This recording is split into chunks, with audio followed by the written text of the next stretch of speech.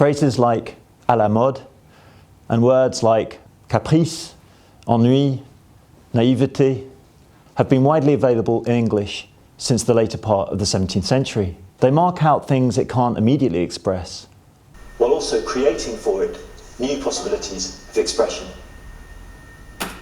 How's that? That looks fantastic. If only you could make all my work look and sound as good as that. It would just be brilliant. What else have you got? says desperate filmmaker. Well, the thing that's on my mind actually at the moment is I've had this really nice invitation from the university to do an inaugural. Oh, okay. And I just don't really see how I can make it work in the time of COVID. Can I just ask what an inaugural lecture? Sorry to sound stupid. No, sorry, I should. Academic speak. Yeah. Well, an inaugural lecture is really a sort of ceremonial event to mark the arrival of a new professor. Setting aside for a moment the practical challenges of an inaugural, what would I want to say anyway, at this point in the transit of life and work? I find myself as if hobbling through a shadowy dell. The winding road has disappeared from view.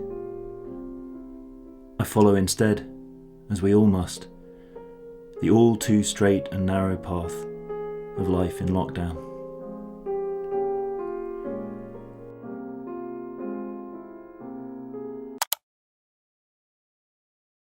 So I was saying that, yes, in time, first in French and then in English, Caprice comes to name an entire culture of imaginative and irregular creativity in which artists working in various media, painters, composers, poets, all collaborate and compete with one another.